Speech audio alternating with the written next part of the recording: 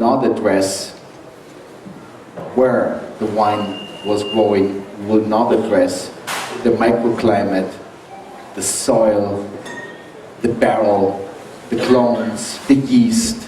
Everything which is important to winemakers is not important to me. I'm dealing with a finished product. My responsibility is to deliver this finished product to your senses in the best possible way, and therefore we are going to put some exercise to the 3 glasses. Let me introduce to you the second row. Have you noticed the second row? Lindt chocolate from Switzerland. Did you notice this? And it comes in, can you notice the different colors, intensities? Yeah. The different intensities indicate the amount of cacao, from 0 cacao on white chocolate to 70% cacao above glass number 3, and the other two chocolates are 50% cacao. Cacao has a very interesting impact on the chocolate because it is very bitter and it balances beautiful the sweetness. So we're playing in chocolate this kind of game of sweet and bitter, not sweet and sour. Good? So we'll talk about the chocolate and the combination a little later. Then we have the 3 wines. And there is interesting is how many different varietals, red grape varietals, do you think are around the globe? 10, 15, 25, 100, 500? No, actually over 1,000 different red grape varietals. Over 1,000. And I mean really red grape varietals with a difference in the DNA, not names. DNA differences, 1,000. Which means the glassmaker is in trouble.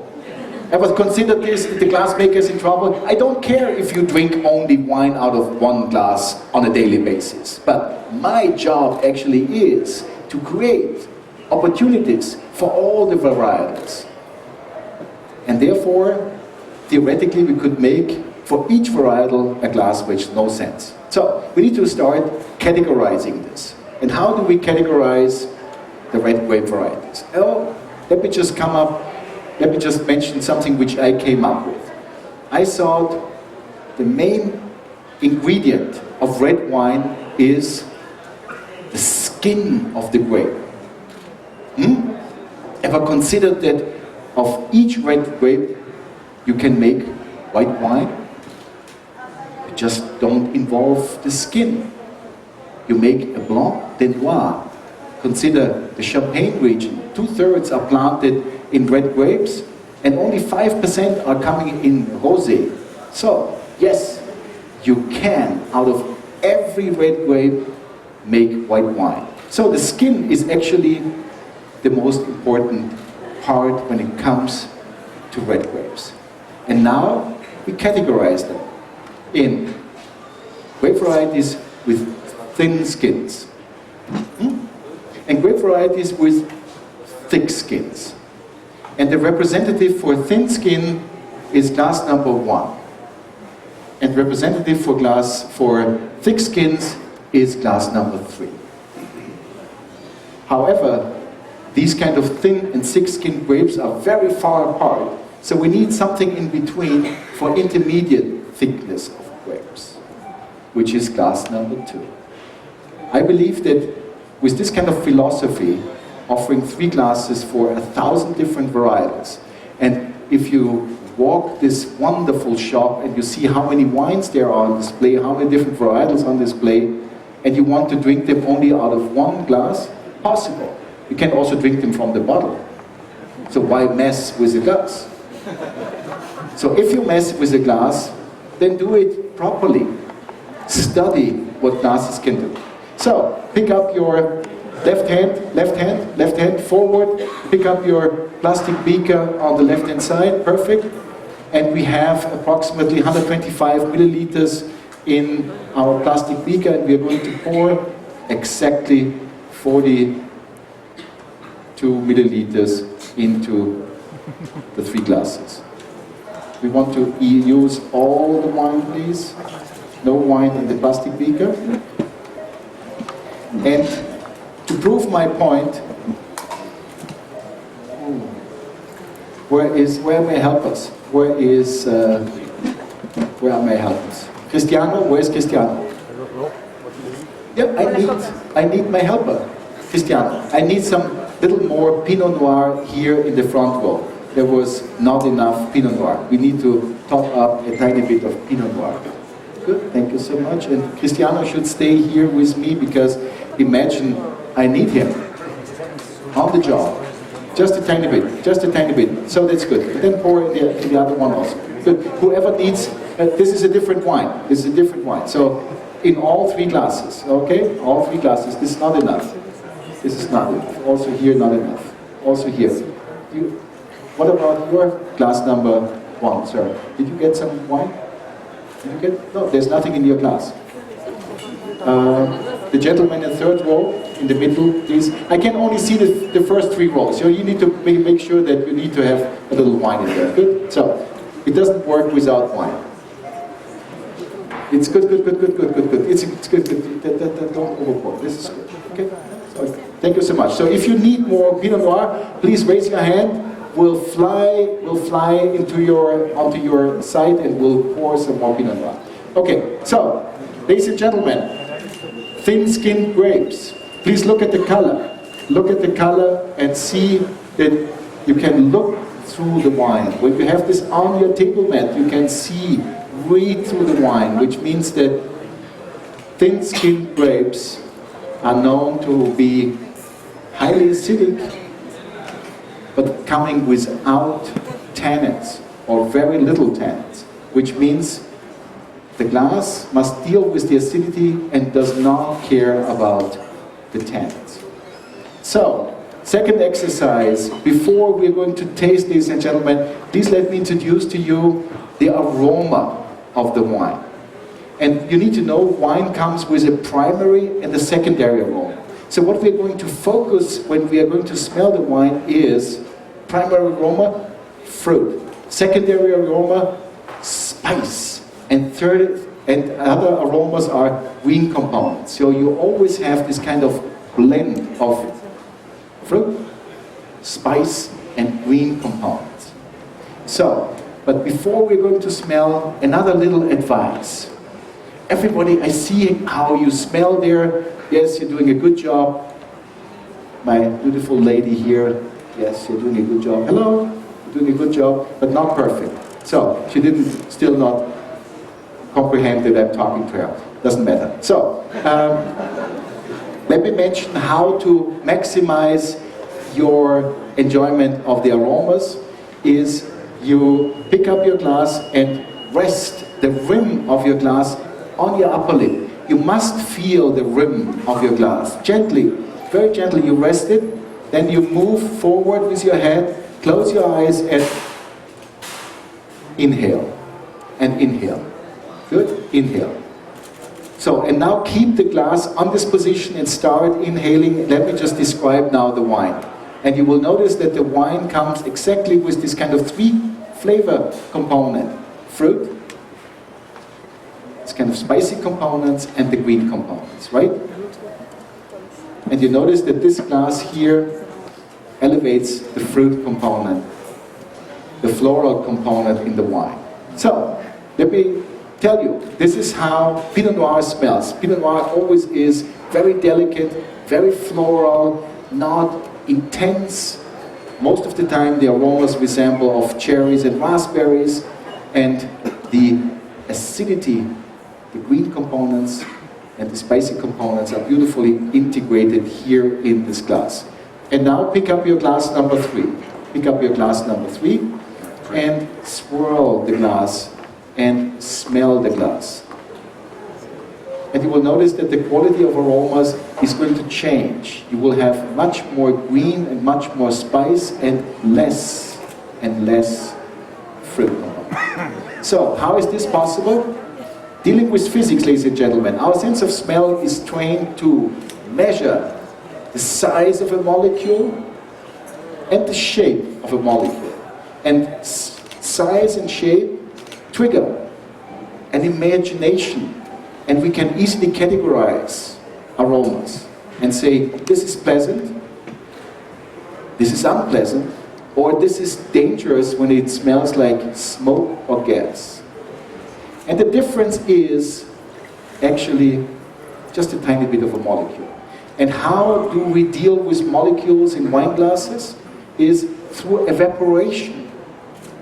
Wine evaporates in the wine glass, and then if you swirl it, you will notice that you coat the inside of the glass for more evaporation surface and for more intensity of aromas.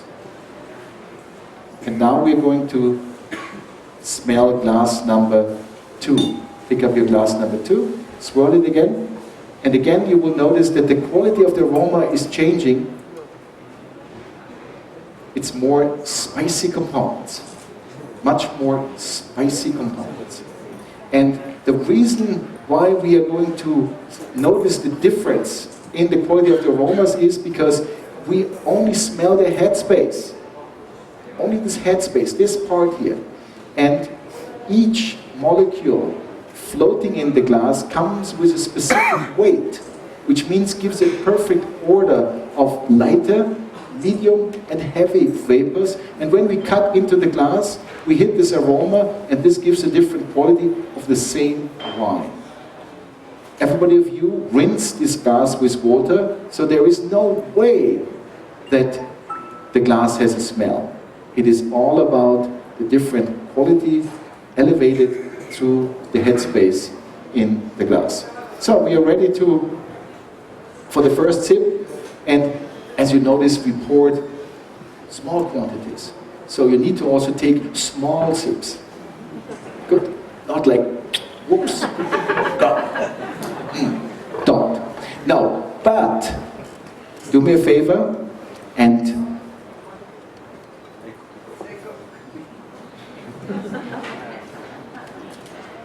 you better stand here. Listen to this. Listen to this. Take the echo down. Please take the echo down. Just, okay, good. So, when you have wine on your palate, please consider wine is expensive. Wine comes with calories and alcohol.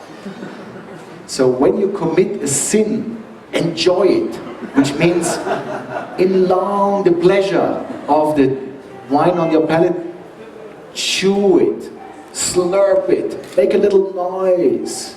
Keep it for 2 to 3 seconds because you want to feel and taste the wine on your palate. Please join me with the first sip of red wine, Pinot Noir, and I hope you enjoy it.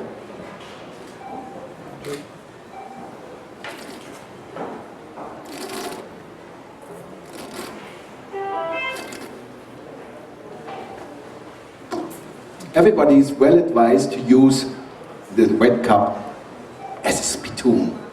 Good.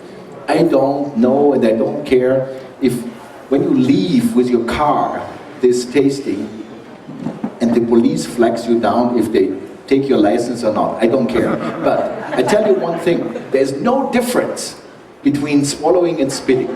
No difference.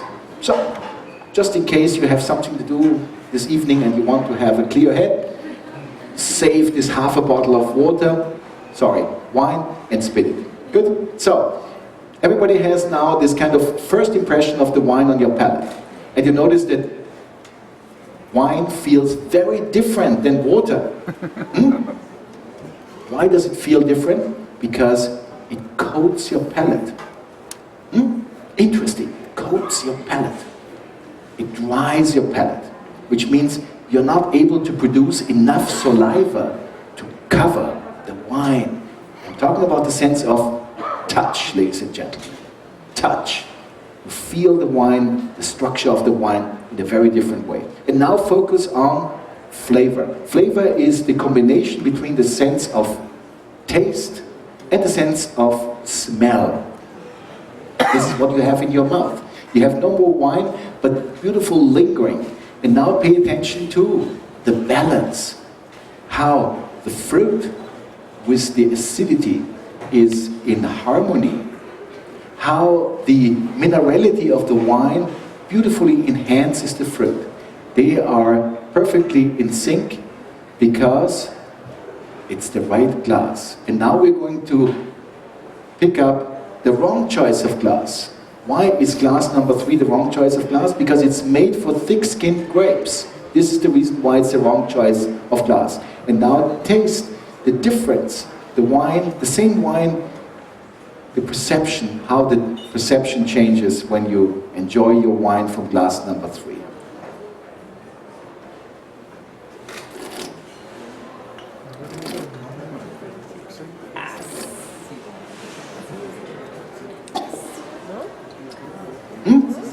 Everybody noticed that the wine is more intense,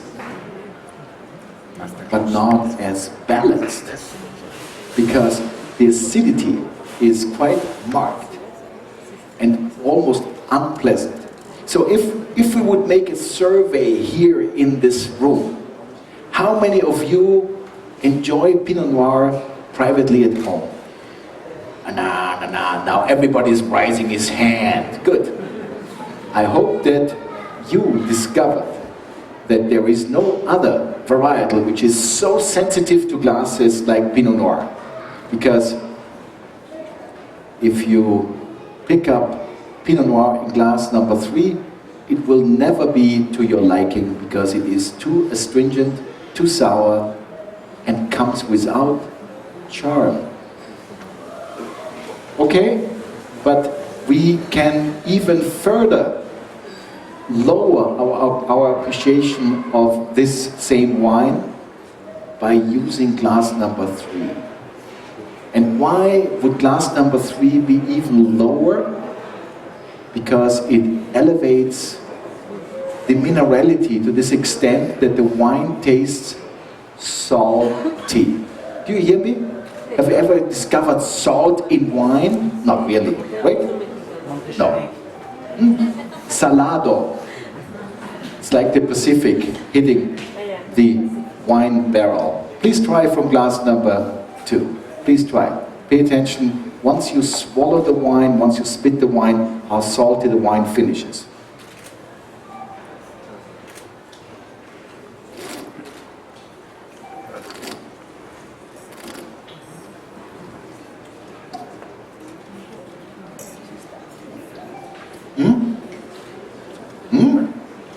You notice once you swallow how this kind of saltiness takes a very intense grip on your palate. It is salty. There's no other way to describe this kind of perception we have on our palate. So, let me mention something which we are very, very proud about: bringing people together and bringing partners together. And the Lindt chocolate company is a long-term partner of ours and introduced us to chocolate and wine pairing. And we have evolved this. We have learned from it and we brought it a little forward. So I will going to ask you now to pick up the chocolate on the left-hand side above glass number 1. And before you put it in your mouth, everything you must smell before, because there is fabulous introduction of the flavors through the aromas. So, you will be disappointed about the intensity of the aromas from this chocolate. And you know what? Just to say chocolate comes with an aroma, why don't you pick up the chocolate which is on position number 2, just to compare. This comes with cacao, 50%. Check. Yeah, here you can definitely smell the chocolate. Don't taste the chocolate, just smell. So, we are dealing with a chocolate which comes with very little aroma. It comes with taste. But before we are going to talk about the taste, I will introduce to you the texture of the chocolate. So now it's time to have a small bite of the chocolate on your palate, and you will see that the chocolate is a very soft chocolate. And then you will notice that the chocolate, when it melts, it gives you this kind of creaminess on your palate. All about sense of touch. And now, once you are going to chew it, which you should not chew chocolate, you should use body temperature, ladies and gentlemen, to melt the chocolate on your palate. And everybody of you now notice how the saliva shoots on your palate. Huh? Wow, did you notice how much saliva you have on your palate? Yes. How do I know? It's a reflex, ladies and gentlemen. I don't have to know, you just do it for me, you know? And you're surprised that I know about it. So, you notice how this kind of mishmash now on your palate is, and now we're going to talk about the taste. And you would say, oh, white chocolate is very, very sweet. But I need to mention that white chocolate does not come with more sugar than any other chocolate. It is just the absence of the bitter tasting cacao which elevates the sweetness to this extent where it is very, very, very sweet. And now, everybody swallowed the chocolate? Because only once you swallow, you are able to smell the chocolate through retroolfaction. And everybody should now have vanilla on your palate. Next to the caramel notes, you should have a little vanilla. And how do I know you must have vanilla on your palate? How do I know? It's written on the packaging. Flavored with vanilla. Okay? Do you agree with me? Is there vanilla? Yes! Okay. Okay. So, this... No. Hold it. So, this is now... was just the introduction for... You tasted the wine, you tasted the chocolate, and what we are going to do now, we're going to combine the two flavor contributors. Solid flavor contributor, chocolate. Liquid flavor contributor in your wine glass. And the exercise is that you take a small bite, please take a small bite from the white chocolate, small bite, keep it on your palate, mush it, do not swallow, and pick up glass number 1 now, and just create this kind of marriage between solid and liquid flavor contributor on your palate. And now, evaluate. First of all, little introduction. This game is now sweet and sour, right? Sweet because of the chocolate and sour because of the wine. So, sweet and sour, quite nice how the two are starting to interact with each other. And I would call this, if I would talk about how two so different personalities come together, I would call this a flirt. Ladies, you know what a flirt is? Yes? Ever heard of a flirt? Yes? Yeah. You know how a flirt starts? With eye contact and a smile. And I would say the chocolate right now and the wine are going to flirt, because all of a sudden the two flavor contributors are very friendly to each other and they like each other. So, have a sip of water on your palate, please. Let's reset your taste buds.